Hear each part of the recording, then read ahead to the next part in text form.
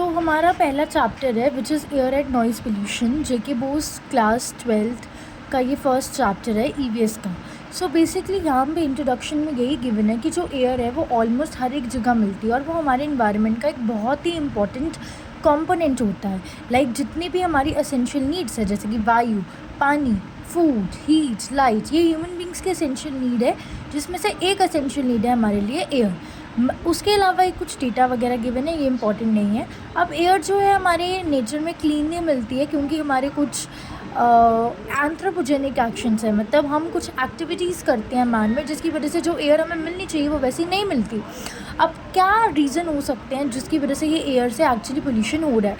अब देखिए आजकल के ज़माने की अगर हम बात करें, हमारा अर्थ का इन्वायरमेंट ही इस तरीके से बन गया हुआ है कि उसके अंदर हमें गैसेस मिल रहे हैं like carbon monoxide, like N2O, ऐसी सारी गैसेस। उसके अलावा इंडस्ट्रीज़ का जो वेस्ट निकल रहा है ये सब भी हमारे एयर को बहुत ही गंदा कर रही है। तो ये सब हमारा इंट्रोडक्शन रहा जिसमें हमने पढ़ा कि एयर हमारे कहाँ सारी जगह मिलती है और एयर जो होती है वो गंदी होती है बिकॉज हम कुछ एक्सप्लोजन्स करते हैं। उसके अलावा आपको इस पैराग्राफ को पढ़ने की ज़रूरत नहीं है। अब आती है हमारे पास डेफिनेशंस क्या क्या हैं एयर पोल्यूशन की।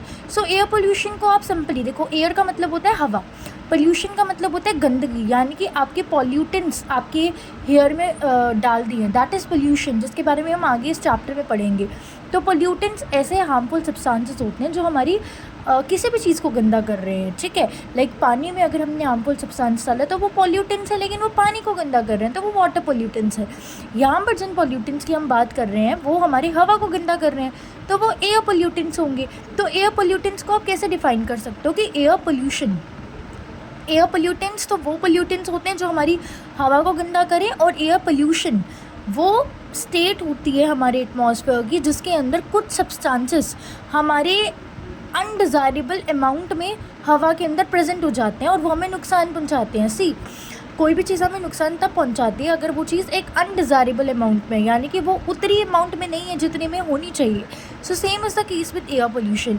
एयर पोल्यूशन के अंदर आपको अगर डेफिनेशन आती है कि एयर पोल्यूशन को डिफ़ाइन करिए, आप सिंपली बोलेंगे कि एयर पोल्यूशन के अंदर क्या होता है, हमारे कुछ पॉल्यूटेंट्स हैं हमारी हवा में ऐड हो जाते हैं और वो उनकी कॉन्सेंट्रेशन इतनी गंदी हो जाती है जिसकी वजह से हमें नुकसान मिलता है। फॉर एग्ज़ाम्पल जैसे कि कार्बन मोनोऑक्साइड है, जब कार्बन मोनोऑक्साइड की मात्रा हमारी हवा के अंदर बहुत ज़्यादा हो जाती है तो वो हमें प्रॉब्लम कॉज करता है। अब एयर पोल्यूशन तब होता है जब हवा जैसे कि गैसेस, डस्ट, फ्यूम्स, ओडर, ये सारी चीज़ें हमारे हार्मफुल अमाउंट्स में हमारे हवा के अंदर प्रेजेंट रहती हैं, ठीक है। तो कुछ ऐसी गैसेस जैसे कि हमने ऊपर डिस्कस करा, ये कार्बन मोनोऑक्साइड, N2O जैसी हार्मफुल गैसेस जब हमारी हवा में प्रेजेंट हो जाती हैं तो हमें एयर पोल्यूशन होता है। ऐसे ही कुछ और गैसेस, ऐसे ही कुछ डस्ट, ऐसे ही कुछ फ्यूम्स, जब ये सारे हार्मफुल सब्सटेंसेस हमारी हवा में प्रेजेंट होते हैं तो वो स्टेट आती है एयर पोल्यूशन की। हम इसको डिफ़ाइन कर सकते हैं कि एयर पोल्यूशन के अंदर हमारे पास कुछ फॉरेन पार्टिकल्स या गैसेस हमारे एटमॉस्फेयर में आ जाते हैं और वो सारे गैसेस जो होते हैं वो हार्मफुल होते हैं हमारे मैन के लिए, उसकी वेजिटेशन के लिए, एनिमल के लिए और ऑफकोर्स हमारी बिल्डिंग्स के लिए भी। तो एयर पोल्यूशन सिंपली कंटामिनेशन है हमारी हवा का। जब हमारी हवा ख़राब हो जाती है क्योंकि हम उसमें हार्मफुल सब्सटेंसेस डालते हैं तो ये एयर पोल्यूशन है। या हमारी हवा की क्वालिटी में ऑल्टरेशन आ जाए, मतलब कुछ चेंजेस आ जाए हमारी कुछ केमिकल एक्टिविटीज़ की वजह से, फिर हमारे कुछ फिजिकल पॉल्यूटेंट्स की वजह से या कुछ बियोलॉजिकल एक्टिविटीज़ की वजह से। एयर पोल्यूशन है सिंपली कि इम्प्योरिटीज़ हमारी हवा में एबनॉर्मली राइज हो चुकी हैं। अब हम इतना तो हमें बेसिक से पता होता है कि एयर पोल्यूशन के अंदर क्या क्या हवा के क्या क्या कंपोनेंट्स होते हैं। जैसे कि नाइट्रोजन हमारे हवा में सबसे ज़्यादा अमाउंट में प्रेजेंट होता है, फिर ऑक्सीजन, फिर आर्गन सबसे कम होता है, फिर कार्बन डाइऑक्साइड, एंड ये सारी गैसेस बहुत ही कम मिलती है। तो ये कॉम्पोजिशन थोड़ा ऐसे ध्यान रख लें। अब यहाँ तक तो हमने डिस्कस कर लिया कि एग्जैक्टली एयर पोल्यूशन है क्या। जो अगला टॉपिक है वो ये है कि एयर पोल्यूशन के सोर्सेज क्या होते हैं। तो देखो there are 2 types of sources of air pollution. कि एयर पोल्यूशन हो कितनी वजहों से हो सकता है। पहला तो कुछ नेचुरल सोर्सेज होते हैं एयर पोल्यूशन के, कि नेचर में कुछ ऐसा हुआ जिसकी वजह से हमारी हवा जो है वो दूषित हो गई। और दूसरा होता है कि कुछ मैन मेड, यानी कि इंसानों की वजह से एयर पोल्यूशन कैसे हो सकता है। तो देखो नेचुरल रिसोर्सेज में हमारे पास आता है कि लाइक नेचुरल सोर्सेज जब होते हैं ना तो हमारे पास कई ज़्यादा अमाउंट में एयर ख़राब हो सकती है, ठीक है। और नेचुरल सोर्सेज में ऐसे सोर्सेज होते हैं जो हमारे मैन के कंट्रोल में तो नहीं है। जैसे कि अगर हमने बोला कि मीथेन गैस की हमने हमने मीथेन गैस को ब्रेक डाउन किया। तो जब हम मीथेन को ब्रेक डाउन करते हैं, अगर हमने उसकी पार्शियल कंबशन करी है, तो पार्शियल कंबशन से हमें पता है कार्बन मोनोऑक्साइड प्रोड्यूस होती है और कंप्लीट कंबशन से कार्बन डाइऑक्साइड। तो मीथेन गैस की पार्शियल कंबशन से कार्बन मोनोऑक्साइड प्रोड्यूस होगी, अगेन एयर पोल्यूशन होगा। उसके अलावा जब वॉल्केनो इरप्ट होते हैं, यानी कि वॉल्केनो वगैरह फटते हैं, तो उससे होता है। फिर जंगलों में बहुत अचानक से ग्लोबल वार्मिंग की वजह से आग लग जाए, तो फॉरेस्ट फायर रीज़न होता है। फिर कई बार डस्ट के ऐसे धुएँ चलते हैं, राइट। उसके अलावा हमारे कुछ पोलन्स की वजह से और डस्ट स्टॉर्म्स की वजह से ये सब चीज़ें कारण बनती हैं हमारे एयर पोल्यूशन के लिए, ठीक है। कई बार कुछ फंगल स्पोर्स हैं, ये सब कंटामिनेंट्स हैं, ये हमारी हवा को गंदा कर रहे हैं। और मैन मेड सोर्स की बात करें तो कुछ तरह के एक्सप्लोजन्स, फिर डिफॉरेस्टेशन यानी कि पेड़ों को काटना, फिर अर्बनाइजेशन, आज के टाइम पे हम अर्बन एरिया में सेटल डाउन हो रहे हैं एंड अल्टीमेटली हम उसके लिए कहीं ना कहीं हमारी पोल्यूशन गंदा हो रही है। मतलब हम अर्बन एरिया में सेटल डाउन हो रहे हैं, फिर इंडस्ट्रीज़ बना रहे हैं, इंडस्ट्रीज़ का धुआं निकलता है, वो हम डायरेक्टली हमारे एयर को गंदा कर देता है वो गैसेस वगैरह। सो हम फ्यूल्स को बर्न करते हैं, जैसे कि वुड, उसके अलावा कोल, केरोसिन, ये सब एयर पोल्यूशन को कॉज करते हैं। उसके अलावा आजकल तो जो हम व्हीकल्स यूज़ करते हैं, अगर हम उसकी भी सर्विसेज नहीं करवाते हैं तो उसमें से भी गैस एमिशन शुरू हो जाती है and ultimately it also cause air pollution. फिर थर्मल पावर प्लांट क्या करते हैं, थर्मल पावर प्लांट के अंदर से सल्फर डाइऑक्साइड निकलती है। तो जब थर्मल पावर प्लांट के अंदर से सल्फर डाइऑक्साइड जैसी गैस एमिट आउट होती है ना, और हवा में धुआं, तो ये सारी चीज़ें क्या करती हैं, हमारी हवा को पोल्यूट करती हैं। फिर न्यूक्लियर पावर प्लांट हमारी हवा को पोल्यूट करते हैं। फिर हम आजकल के टाइम पे हमारी खेती बाड़ी में फर्टिलाइजर्स और पेस्टिसाइड्स का यूज़ करते हैं, तो ultimately they also pollute our air, ठीक है। उसके अलावा हमें कुछ माइनिंग एक्टिविटी कर रहे हैं, आई मीन उसमें हमें कुछ अपने लिए ढूंढना है, कोई फॉर एग्जांपल कोई गोल्ड को ढूंढ रहे हैं, तो अल्टीमेटली हमें उसके लिए खोदना पड़ेगा, हमारे अंडरग्राउंड खोदना पड़ेगा, माइनिंग करनी पड़ेगी, that will also cause pollution. फिर हम स्मोकिंग करते हैं, आजकल के टाइम तो कितनी स्मोकिंग की जाती है, आप देखते हैं जब भी कोई स्मोक कर रहा होता है और वो स्मोकर के आसपास आप घूमते हैं तो वो भी पोल्यूशन कॉज करता है। तो यही हमारे सोर्सेस होते हैं मैन मेड या नेचुरल रिसोर्सेज से। ये कुछ सोर्सेज आपको याद करने हैं, इसमें कुछ कॉन्सेप्चुअल एज सच नहीं है। तो अब हम समझते हैं पहले तो पोल्यूटेंट और कंटामिनेंट वर्ड का डिफरेंस। तो ये वर्ड हमने काफ़ी सुने रहते हैं। पहले तो समझते हैं पोल्यूटेंट क्या होते हैं। तो पोल्यूटेंट ना इस तरीके के सब्सटेंस होते हैं जिनकी क्वांटिटी अगर हमारे हवा में इंक्रीज़ हो जाए तो वो हमारे इन्वायरमेंट को अफेक्ट करते हैं, जैसे कि कार्बन डाइऑक्साइड, SO2, लेड, ये हम पढ़ेंगे भी किस तरह का पोल्यूटेंट होता है। और कंटामिनेंट इस तरीके का सब्सटेंस है जो हमारे नेचर में नेचुरली प्रेजेंट नहीं होते बट ह्यूमन एक्टिविटी की वजह से रिलीज़ होते हैं, जैसे कि DDT वगैरह। ये सारी चीज़ें हमारे पास क्या होते हैं, पोल्यूटेंट। तो एक होता है पोल्यूटेंट, एक होता है कंटामिनेंट। पोल्यूटेंट वो सब्सटेंस होते हैं जो हमारे हवा में नेचुरली प्रेजेंट होते हैं और जब इनकी क्वांटिटी थोड़ी भी इंक्रीज हो जाए अल्टीमेटली वो हमारे इन्वायरमेंट को गंदे तरीके से अफेक्ट करते हैं। और कंटामिनेंट ऐसे सब्सटेंसेस होते हैं जो हमारे हवा में नेचुरली प्रेजेंट नहीं होते पर कुछ ह्यूमन एक्टिविटीज़ की वजह से वो प्रेजेंट हो जाते हैं। अब हमारे पास पोल्यूटेंट्स की, हम कंटामिनेंट के बारे में स्टडी नहीं कर रहे, हम उन सब्सटेंसेस के बारे में स्टडी नहीं कर रहे जो ह्यूमन एक्टिविटीज़ की वजह से प्रोड्यूस होती हैं, हम उन सब्सटेंसेस के बारे में स्टडी कर रहे हैं जो ऑलरेडी प्रेजेंट होते हैं। तो अगर मैं आपके सामने उन एयर पोल्यूटेंट्स की बात करती हूँ तो उनके ओरिजिन के बेसिस पे हमने एयर पोल्यूटेंट्स को दो पार्ट्स में डिवाइड करा। बेसिकली हमारे पास एयर पोल्यूटेंट की क्लासिफिकेशन है। एक क्लासिफिकेशन होती है उनके ओरिजिन के बेसिस में कि वो पैदा कैसे हुए हैं, और एक होती है कि उनके स्टेट्स के। सबसे पहले हम बात करते हैं ओरिजिन के बेसिस पे। तो जो हमारे पोल्यूटेंट होते हैं ना, कुछ पोल्यूटेंट्स होते हैं जो डायरेक्टली हमारे एटमॉस्फेयर में आ जाते हैं और वो सबसे ज़्यादा हद तक हमारे एनवायरनमेंट को अफेक्ट करते हैं। और कुछ पोल्यूटेंट्स होते हैं जो हमारे पास जो ऑलरेडी एग्जिस्टिंग पोल्यूटेंट हैं उनके साथ जब रिएक्शन होती है उससे बनते हैं। फॉर एग्जांपल ए हमारे पास कोई पोल्यूटेंट है या ऑलरेडी मान लो हवा में प्रेजेंट है, अब ए ने बी के साथ इंटरेक्ट किया और सी बनाया, तो जो सी था वो ए पोल्यूटेंट का बी पोल्यूटेंट के साथ रिएक्ट करने पे मिला। तो यानी कि सी वो पोल्यूटेंट है जो उस पोल्यूटेंट की वजह से हमें मिला। आई मीन सी वो सब्सटेंस है जो तब मिला हमें जब ऑलरेडी ए ने बी के साथ रिएक्शन करा। तो जो पोल्यूटेंट हमारी हवा में नेचुरली हमें मिल रहे हैं और उनके इंट्रैक्शन से जो पोल्यूटेंट्स मिलते हैं उन्हें सेकेंडरी पोल्यूटेंट्स कहते हैं। आई होप कुछ कन्फ्यूजन ना हो बिकॉज मैं एक बार रिपीट करती हूँ। हमारे पास प्राइमरी पोल्यूटेंट वो पोल्यूटेंट होते हैं जो ऑलरेडी हमारे एटमॉस्फेयर में हमें मिलते हैं, डायरेक्टली हमें मिल रहे हैं, और वो सबसे ज़्यादा अमाउंट में हमारे ग्लोबल पोल्यूशंस को कॉज कर रहे हैं, जैसे कि कार्बन डाइऑक्साइड, सल्फर डाइऑक्साइड्स, फिर नाइट्रोजन के कोई डाइऑक्साइड्स, राइट, आपकी एग्जांपल्स पढ़ सकते हैं। ऐसे हमारे पास सेकेंडरी पोल्यूटेंट वो होते हैं जो हवा में प्रोड्यूस होते हैं, लेकिन जब कार्बन डाइऑक्साइड आपस में रिएक्शन कर रही है तो उसके रिएक्शन से प्रोड्यूस हो रहा है। तो सेकेंडरी पोल्यूटेंट जो होते हैं वो काइंड ऑफ इंडिपेंडेंट नहीं है, वो डिपेंड हो रहे हैं उनके ओरिजिन के लिए, बिकॉज अगर हमारे पास प्राइमरी पोल्यूटेंट नहीं होंगे तो हमारे पास सेकेंडरी पोल्यूटेंट प्रोड्यूस ही नहीं होंगे। तो secondary pollutant are produce with the help of your primary pollutant, and इसमें एग्जाम्पल क्या होती हैं, ओजोन वगैरह, आप ये चेक कर सकते हैं। तो प्राइमरी पोल्यूटेंट वो हैं जो ऑलरेडी हमारे पास अवेलेबल होते हैं, और सेकेंडरी पोल्यूटेंट वो हैं जो प्राइमरी पोल्यूटेंट के इंट्रैक्शन से प्रोड्यूस होते हैं।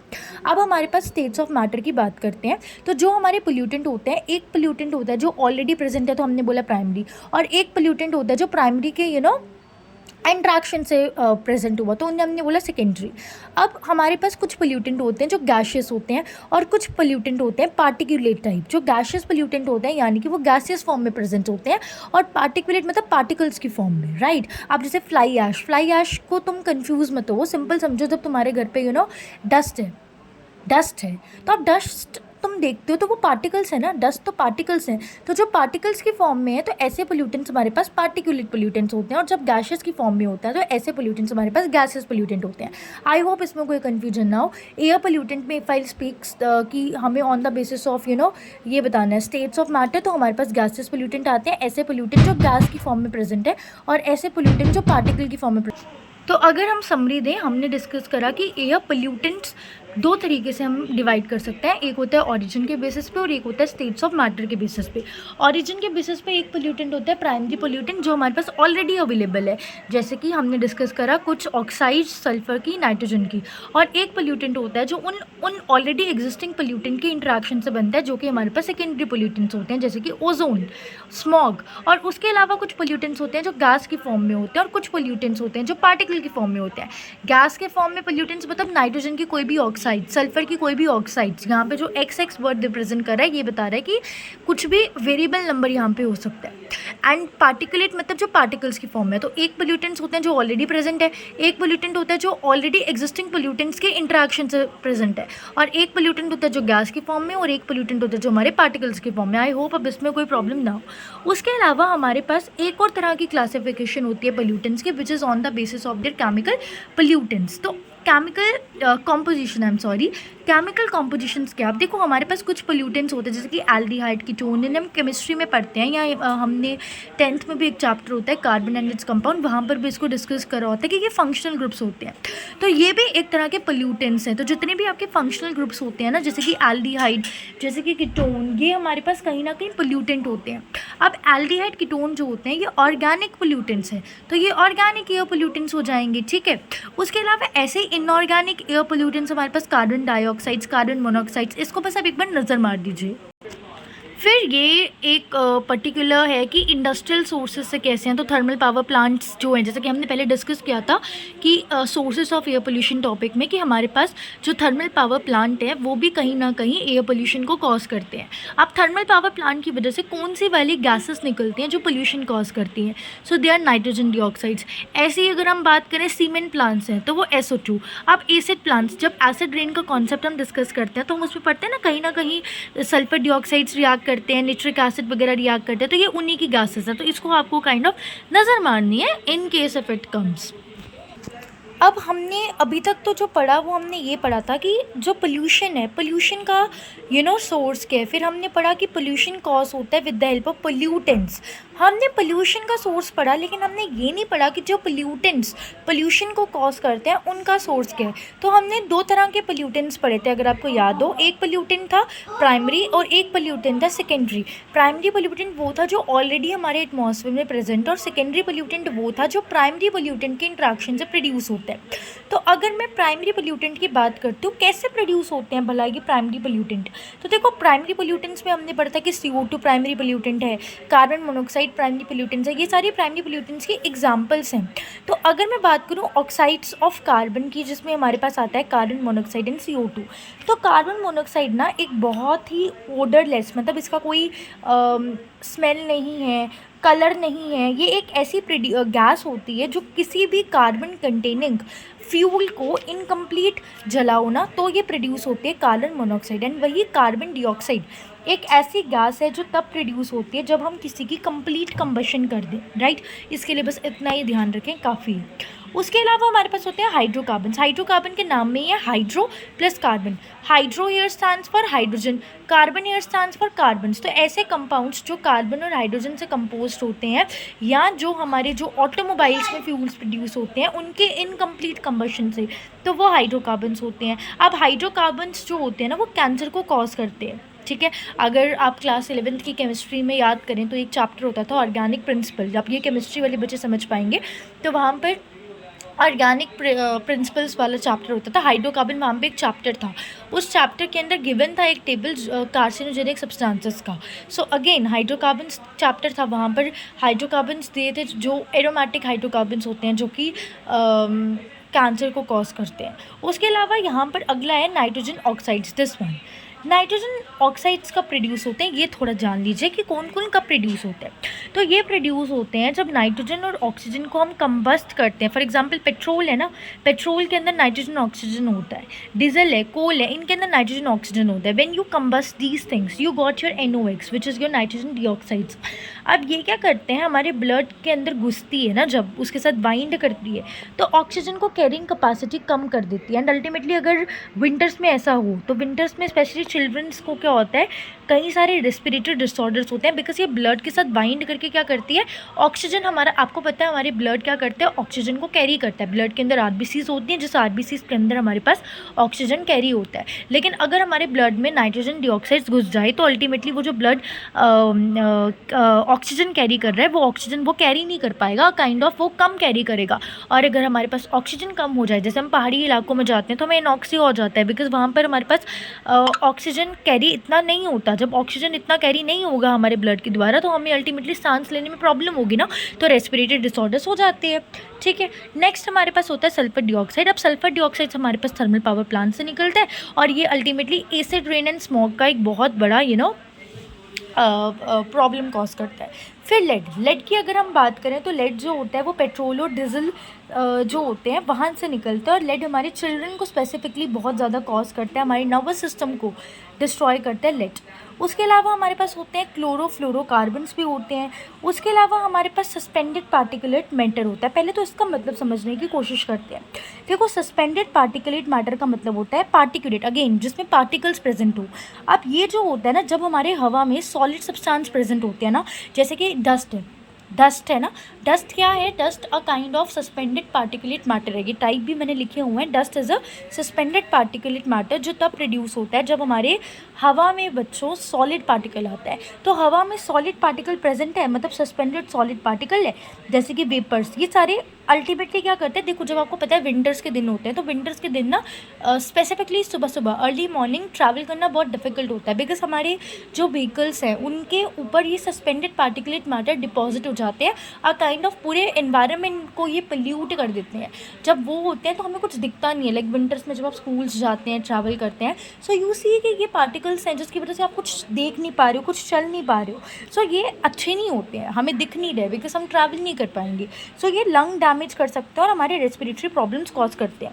अब इसका जो पहला टाइप है ना सूट, अब जैसे आप कई बार घर पे कपूर चलाते हैं या व्हाटएवर, आप जब चलाते हैं तो इनफैक्ट आपने कोई माचिस को बर्न किया है तो माचिस को बर्न करते हो 2 मिनट के बाद आप देखते हो उस मैच स्टिक पे ना ब्लैक हो जाता है और वो मैच स्टिक पूरी की पूरी फिनिश हो जाती है काइंड ऑफ।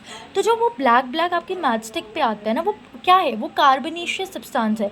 हमने माचिस को लिट अप किया, जब हमने उसको बर्न किया तो वो ब्लैकिश हो गई है। वो ब्लैकिशनेस उसकी एक कार्बनियस सब्सटेंस की वजह से होती है, विच इज़ सूट। तो घर पे आज ही ट्राई करिए, मैच स्टिक को लीजिए, मैच स्टिक को बर्न कीजिए। When you will burn your match stick, आपको ब्लैक ब्लैक डिपोजिशन दिख जाएगी मैच स्टिक के ऊपर। वो ब्लैक ब्लैक जो दिखता है ना मैच स्टिक का, उसी को आप सूट कहते हो, जो कि कार्बन का बना होता है। तो ये भी बहुत ही गंदी चीज़ है। आप जब कभी आपने माचिस को बर्न किया, पास लाते धुआं होता है, वो भी एक्चुअली केमिकल है जो कैंसर को कॉज कर सकता है। उसके अलावा स्मोक तो एक ब्लैक कलर का मिक्सचर होता है, जो ब्राउन कलर की भी गैस होती है, और ये भी कार्बन कंपाउंड्स का बना होता है। कोई भी ऑर्गेनिक कंपाउंड को जलाओगे, स्मोक प्रोड्यूस होगी, ठीक है। उसके अलावा डस्ट देखो, जब भी आप माइनिंग एक्टिविटी करते हो, यानी कि आपने कोई मिनरल को निकालना है, तो आप माइनिंग करते हो, मतलब खोदना, that is called as mining. Underground, बहुत अंडरग्राउंड डीप में खोदना, सो दैट आपको कोई मिनरल मिले, that is called as mining.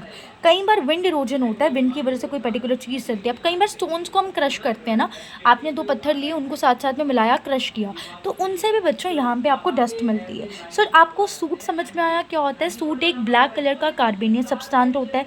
Smoke brown colour की ब्लैकिश मिक्सचर होती है, जो हमारी ऑर्गेनिक फ्यूल से मिलती है। एंड बच्चों, डस्ट जो होती है वो माइनिंग एक्टिविटी की वजह से प्रोड्यूस होती है। तो हमने सारे के सारे प्राइमरी पोल्यूटेंट का सोर्स देख लिया। प्राइमरी पोल्यूटेंट का सोर्स क्या होता है? Carbon monoxide. कार्बन मोनोऑक्साइड कैसे प्रोड्यूस होती है? इनकम्प्लीट कंबशन से। फिर कार्बन डाइऑक्साइड कैसे प्रोड्यूस होती है? कंप्लीट कंबशन से, ठीक है। उसके अलावा नाइट्रोजन डाइऑक्साइड्स हमारे पास ये प्रोड्यूस होती है जब हमारे ब्लड में जाती है, तो वहाँ से। फिर निट्रिक एसिड वगैरह, सॉलिड आपके एसिड रेन वगैरह से। उसके अलावा sulphur dioxide thermal power plant से। फिर लेड के बारे में हमने जाना कि वो हमारे नर्वस सिस्टम को अफेक्ट करता है। हाइड्रोकार्बन्स के बारे में हमने जाना कि वो कार्सिनोजेनिक होते हैं। फिर हमने सस्पेंडेड पार्टिकुलेट मैटर के बारे में जाना, वेरी वेरी इंपॉर्टेंट, जो कि हमने बोला सस्पेंडेड होते हैं, मतलब अब पड़े रहते हैं, और ये पार्टिकुलेट मैटर होते हैं, पार्टिकल टाइप की नेचर होती है, और ये हमारे सॉलिड होते हैं इन आर एयर। ये इनकी मेन डेफिनेशन है कि solid in air is called as suspended particulate matter. जैसे कि सूट, स्मोक, डस्ट। सूट एक ब्लैक कलर का कार्बनिक सब्सटेंस है, स्मोक एक ग्रे ब्राउन कलर की ब्लैकिश मिक्सचर है, और डस्ट एक पार्टिकुलेट मैटर है जो माइनिंग के द्वारा प्रोड्यूस होता है। तो अब हम बात करते हैं सेकेंडरी पोल्यूटेंट्स की। देखो, सेकेंडरी पोल्यूटेंट्स वो होते हैं जो प्राइमरी पोल्यूटेंट की इंट्रैक्शन से प्रोड्यूस होते हैं। अभी जब हम इन सेकेंडरी पोल्यूटेंट्स को डिस्कस करेंगे, फॉर एग्जांपल पहले अगर हम स्मोक को डिस्कस करते हैं ना, तो स्मोक बनता है स्मोक प्लस फॉग से। अब स्मोक जो है वो अभी हमने जस्ट डिस्कस करा कि वो तो एक प्राइमरी पोल्यूटेंट होती है। तो देखो, स्मोक एक प्राइमरी पोल्यूटेंट है। प्राइमरी पोल्यूटेंट के साथ जब हमने फॉग जोड़ा तो हमें स्मोक मिल गया, स्मॉग मिल गया। तो अ काइंड ऑफ समझ में आया कैसे सेकेंडरी पोल्यूटेंट हमारे पास प्राइमरी पोल्यूटेंट के इंट्रैक्शन से प्रोड्यूस होती हैं। Like smoke is nothing, smoke, this smog is nothing without the smoke, understand. So smoke क्या था? जो हमारे पास मिक्सचर होता है सब्सटेंस का, जो ब्राउनिश सब्सटेंस होता है, जो ऑर्गेनिक फ्यूल्स के कंबशन से प्रोड्यूस होता है, जो ऑटोमोबाइल से मिलता है। तो जब ऐसे सब्सटेंस के साथ मैं फॉग को मिलाऊँ तो मुझे स्मोक मिल जाता है। अब बात करती हूँ, जो सेकेंडरी एयर पोल्यूटेंट्स होते हैं उनमें हमारे पास होते हैं photochemical oxidant, which is this one. अगर मैं फोटोकेमिकल ऑक्सीडेंट की बात करती हूँ तो ये एक ऐसे ऑक्सीडेंट होते हैं जो हमारे पास नाइट्रोजन ऑक्साइड्स को जब हम हाइड्रोकार्बन्स के साथ मिक्स करवाते हैं ना, मतलब I will repeat this particular thing, just give me a second. अगर मैं फोटोकेमिकल ऑक्सीडेंट की बात करती हूँ तो ये एक ऐसे ऑक्सीडेंट होते हैं जो हमें कब मिलते हैं? जब हमारे पास नाइट्रोजन ऑक्साइड्स को हम किसी भी हाइड्रोकार्बन के साथ मिक्स करवाते हैं। तो नाइट्रोजन ऑक्साइड्स को हम हाइड्रोकार्बन के साथ मिक्स करवाते हैं, हमें मिलता है फोटोकेमिकल ऑक्सीडेंट, जिसमें हमारे पास होता है पैन। पैन जो होता है एक ऐसा फोटोकेमिकल ऑक्सीडेंट है। फोटोकेमिकल ऑक्सीडेंट क्या होता है? इन दोनों का mixture is called as photochemical oxidant, जिसमें हमारे पास पहले होता है पैन। पैन जो होता है ना, ये हमारे आई प्लस हमारे थ्रोट में खराश कॉज करता है, इरिटेशन कॉज करता है। सो पैन का पूरा नाम होता है पर oxyl acetyl nitrate, per oxyl acetyl nitrate, this is PAN. Now उसके अलावा बात करते हैं ओजोन। ओजोन जो होती है हमारे पास O3 की फॉर्मेट में, ये हमारे एटमॉस्फेयर के अपर लेयर्स में प्रेजेंट रहती है, राइट। अब आप मुझे बताएंगे कि ओजोन एटमॉस्फेयर के किस लेयर में प्रेजेंट होती है, स्ट्रेटोस्फेयर, ट्रोपोस्फेयर या किस स्फेयर में प्रेजेंट होती है। अब इसका इम्पॉर्टेंट काम क्या होता है कि ये आपको पता है, ये सन है, सन में बहुत सारी रेडिएशंस होती हैं, जिसमें से कुछ रेडिएशंस होती हैं यूवी रेडिएशंस। ये हमारे लिए बिल्कुल अच्छी नहीं होती हैं। अगर यूवी रेडिएशन किसी ह्यूमन को मिल जाए तो उसको आराम से कैंसर हो सकता है। तो ozone a kind of blanket है। लाइक आपको जब सर्दियों में बहुत ज़्यादा ठंड लगती है तो आप ऊपर क्या करते हो, उस ठंड से बचने के लिए आप ब्लैंकेट की कवरिंग कर लेते हो। ब्लैंकेट क्या करता है, आपको उस ठंड से बचाता है। ऐसे ही जो हमारे सन की यूवी रेडिएशन है, उस यूवी रेडिएशंस को हम तक पहुंचाने में कौन रोकने का हेल्प करता है, ये ओजोन, जो हमारे एटमॉस्फेयर, क्योंकि सन जो होता है यहाँ एटमॉस्फेयर से एटमॉस्फेयर से रेडिएशन छोड़ेगा ना, तो एटमॉस्फेयर से जब उसकी रेडिएशन ट्रैवल कर रही होंगी तो वहाँ पर ओजोन उनको वापस रिफ्लेक्ट बैक कर देता है और हमें नहीं पहुँचाता है। हाउएवर ग्राउंड लेवल में अगर हम बात करें तो ओजोन काइंड ऑफ हेल्पफुल तो है हमारे लिए, क्योंकि ये हमें प्रोटेक्ट कर रहा है। बट अगर हम एक अलग एस्पेक्ट में बात करें, ozone is also harmful to us, because इसके अगर देखो ना, everything has some benefits as well as everything has some of its disastrous effects. That is same with the ozone. If ozone is helping us by shielding us from the UV rays, at the same time ozone is acting as a secondary pollutant and it is a kind of affecting us, right? So that was all about ozone. And ground level पे हम इसे कैसे produce कर सकते हैं, हम vehicles and industry से produce कर सकते हैं। अंडरस्टूड। नेक्स्ट हमारे पास होती है स्मॉग। तो देखो अभी हमने जस्ट डिस्कस करा कि जो स्मॉग होती है वो स्मोक प्लस फॉग के मिक्सचर से प्रोड्यूस होती है।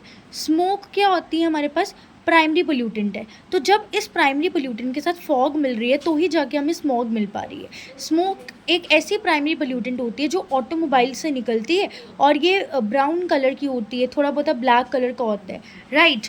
तो ये वाला जब हमारे पास पोल्यूटेंट इसके साथ मिल रहा है तो हमें मिल रहा है स्मॉग। अब स्मॉग एक ऐसी कंडीशन होती है जिसमें अ काइंड ऑफ आप बोलो कि स्मोक प्लस फॉग का मिक्सचर इज स्मॉग। तो ये भी एक ऐसा फोटोकेमिकल स्मॉग है जो कि जब सनलाइट कुछ केमिकल्स के, ये ऐसे नहीं भला ऐसे ही हमारे एटमॉस्फेयर में स्मोक प्रेजेंट है, फॉग प्रेजेंट है, क्या वो ऐसे ही मिक्स होकर स्मॉग बनाएंगे? नहीं, ये ऐसे नहीं मिलाते हैं। ये तभी बना पाते हैं जब ये सनलाइट के साथ इंटरेक्ट करते हैं, राइट। इनफैक्ट अगर मैं ओजोन की बात करती हूँ ना तो वो भी हमारे इस स्मॉग का एक प्राइमरी कंपोनेंट होता है। तो उसके अलावा जैसे कि हमने ओजोन बोला, वैसे तो जैसे मैंने आपसे क्वेश्चन पूछा था कि ओजोन कहाँ प्रेजेंट होती है, तो ओजोन हमारे स्ट्रेटोस्फीयर में प्रेजेंट होती है। तो ओजोन जो हमारे स्ट्रेटोस्फीयर में प्रेजेंट होती है वो हमें प्रोटेक्ट करती है ना। On the other hand ozone, मैंने क्या बोला, ओजोन हमारे लिए हार्मफुल भी है। अब ओजोन की एक फॉर्म स्मॉग है, यूँ समझो। तो ओजोन हमारे लिए हार्मफुल किस फॉर्म में, स्मॉग फॉर्म में। जब ओजोन एज अ ओजोन है तो वो हमारे लिए हेल्पफुल है, लेकिन जब ओजोन का प्राइमरी नेचर दिखता है दैट इज स्मॉग की फॉर्म में, then it is harmful for us, ठीक है। सो ये हमें हार्म कॉज करती है। अब अगर मैं स्मोक की बात करती हूँ तो स्मोक ना, देखो ये सब स्मोक और फॉग से प्रोड्यूस होती हैं। अब इसके बारे में हमने अभी जस्ट डिस्कस करा कि जब फॉगी सा एनवायरनमेंट हो जाता है तो अल्टीमेटली हम ट्रैवल नहीं कर पाते, विजिबिलिटी को ये प्रॉब्लम कॉज करती है, राइट। और अल्टीमेटली हमें हमारे एनवायरनमेंट को हैम्पर करती है, फिर हमारे रेस्पिरेटरी प्रॉब्लम्स होती हैं। एंड अल्टीमेटली अगर हमारे जो ब्रोंकियल डिसीजेस, मतलब हमारे लंग्स का एक पार्ट होता है ब्रोंकाई, एंड जब इस पर्टिकुलर पार्ट में भी ये प्रॉब्लम कॉज कर सकते हैं तो काइंड ऑफ ये लंग्स के डिसीजेस कॉज कर सकती हैं। Ultimately it's a respiratory problem. उसके अलावा अगर हैवी स्मॉग प्रोड्यूस हो जाती है तो यूवी रेडिएशंस कम होती हैं। उसके अलावा हैवी स्मोक्स की वजह से हमारे पास जो विटामिन डी है, अल्टीमेटली देखो ना, ये सनलाइट की प्रेजेंस में होंगी। अब सनलाइट की, हमने बोला ये सनलाइट की रेडिएशंस को कम करेंगी, यूवी लाइट तो कम होंगी, बट सनलाइट से हमें विटामिन डी मिलता है, वो भी कम हो जाएगा। तो अल्टीमेटली स्मोग के आने की वजह से सनलाइट पे अफेक्ट पड़ेगा। सनलाइट पे अफेक्ट पड़ेगा तो यूवी रेज तो अपने आप कम होंगी। बट देखिए, जो स्मोग है बच्चों, वो उसकी वजह से हमारी सनलाइट डिक्रीज़ होगी। पर जब हमारी सनलाइट डिक्रीज़ होगी तो यूवी डिक्रीज़ होगी। Let me do justice with the UV. Along with that everyone, sunlight से जो हमें विटामिन डी मिलता है वो भी रिड्यूस हो जाएगा। तो these were all certain kind of affects. And you know what, जब सनलाइट्स में हमें विटामिन डी की कमी हो जाती है तो एक डिसीज़ होता है जिसको हम कॉज बोलते हैं रिकेट्स। ये भी जब हमारे बायोमोलिकुल्स चैप्टर आता है केमिस्ट्री का, क्लास 12 की, वहाँ पे हम डिस्कस करते हैं। तो विटामिन डी कम होने की वजह से रिकेट्स की प्रॉब्लम होती है। Now next we have fly ash, this one. So fly ash तो फ्लाई ऐश ना एक तरह का फाइन पाउडर होता है, ठीक है। It's a kind of a fine powder जो हमारे हवा में फ्लाई, देखो जिसके नाम में फ्लाई है वो फ्लाई तो करेगा, उड़ेगा तो सही। तो ये एक तरह की पाउडर है जो हमारे एयर में बहुत ज़्यादा ट्रैवल कर सकती है। और ये जो ऐश होती है, जब भी कोई सॉलिड मटेरियल की कंबशन होती है तो ये ऐश प्रोड्यूस होती है। मेरे पास कोई सॉलिड सब्सटेंस है, फॉर एग्जांपल, ये बहुत ही गंदी एग्जांपल है पर समझ लेते हैं। सॉलिड मटेरियल है, मैंने इस सॉलिड मटेरियल को जलाया। अब इसके जलाने से मुझे ऐश प्रोड्यूस होती है। घर पे भी आपने करा होगा कई बार, कुछ सॉलिड मटेरियल जलाया, आपको ऐश मिल गई। So that's the fly ash, और ये बहुत दूर तक ट्रैवल करती है, राइट। इसके इनफैक्ट जब सीमेंट की वाले कंस्ट्रक्टेड एरिया होते हैं वहाँ पर भी ये बहुत ज़्यादा आपको मिलती है और कई तरह के हार्मफुल इफेक्ट कॉज करती है। तो देखिए अगला टॉपिक हमारे पास है एयर पोल्यूशन के इम्पैक्ट क्या होते हैं। देखिए एयर पोल्यूशन ह्यूमंस को काफ़ी हद तक इम्पैक्ट कर सकता है। लाइक एयर पोल्यूशन में हमने एग्जांपल पढ़ी कि पोलन जो है वो एयर पोल्यूशन को कॉज करता है। It is one of the pollutant. अब कई लोगों को क्या होती है, इनफैक्ट ऐश भी। अब ये दोनों जो चीज़ें होती है ना, ये एलर्जी कॉज करती है। Like I personally have allergy with ash. So अगर ये अल्टीमेटली हमें एयर में मिल रही है, सो हवा में ये सारी चीज़ें होने की वजह से एलर्जी होती है, और इस एलर्जी की वजह से लोगों को एस्थमा भी होता है। ये अगेन आपने क्लास 11th के बायो में ब्रीदिंग वाले चैप्टर में पढ़े भी हुए हैं डिसीजेस, ठीक है। बट जिनकी बियोलॉजी नहीं है वो तो देखेंगे कि हमें ये पोल्यूटेंट्स की वजह से एलर्जी होती है, वो एलर्जी की वजह से अस्थमा जैसे प्रॉब्लम कॉज हो सकते हैं, जिसमें हमारे पास वीजिंग साउंड प्रोड्यूस होती है। Which one? Wheezing, right. उसके अलावा जो डस्ट अभी हम डिस्कस करके आए, स्मोक करके आए, वहीं पर भी हमने डिस्कस करा था कि ये लंग डिसीजेस कॉज कर सकते हैं। उसके अलावा जैसे सल्फर डाइऑक्साइड, जैसे हमने जो भी चीज़ें पढ़ी थी ना, ये हमारे पास गैसेस या पोल्यूटेंट्स होते हैं, सल्फर डाइऑक्साइड्स वगैरह। ये हमारे पास अगेन इरिटेशन की, तो जब हमने इस पॉइंट को डिस्कस करा था वहाँ पर भी डिस्कस करा कि ये इरिटेशन कॉज करते हैं एंड अल्टीमेटली हमारे टिश्यूज़ को डैमेज कर सकते हैं। फिर एसिड रेन के बारे में भी हमने डिस्कस करा। फिर जो PAN वाला होता है हमारे पास, वो जो होता है वो भी रेस्पिरेटरी डिसऑर्डर करता है। फिर हाइड्रोकार्बन्स का तो हमने पढ़ा है कि वो कार्सिनोजेनिक होते हैं, राइट। उसके अलावा हम बात करते हैं कि ये एनिमल्स को कैसे एडवर्सली इफेक्ट करते हैं। तो देखो जब हमने लेड के बारे में पढ़ा था ना, लेड जब हम लेते हैं तो लेड पॉइजनिंग से नर्वस सिस्टम डैमेज हो सकता है, राइट। उसके अलावा फ्लोरीन जो होता है ना, फ्लोरीन भी एक तरह का एयर पोल्यूटेंट होता है। र्यूमिन होता है एनिमल्स के अंदर, अगर वो ले लेना तो उनके र्यूमिन को अफेक्ट करता है, उनके वेट को कम कर देता है। उसके अलावा प्लांट्स को कैसे अफेक्ट करता है, प्लांट्स की ये जो प्लांट्स के क्रॉप्स हैं उनकी ईल्ड कम कर देता है, ठीक है। क्रॉप्स की ईल्ड वगैरह कम कर देता है। सो इन ब्रीफ जो एयर पोल्यूशन होता है वो हमारे ह्यूमन हेल्थ हो चाहे हमारी कोई भी चीज़ हो, उसमें बहुत गंदे तरीके से अफेक्ट करता है। तो अब इस पर्टिकुलर पार्ट 1 वीडियो में हमने देख लिया एयर पोल्यूशन वगैरह किससे कॉज होता है, उसको कंट्रोल कैसे कर सकते हैं। पार्ट 2 में हम इसके कंट्रोल के बारे में डिस्कस करना चाहेंगे। Thank you.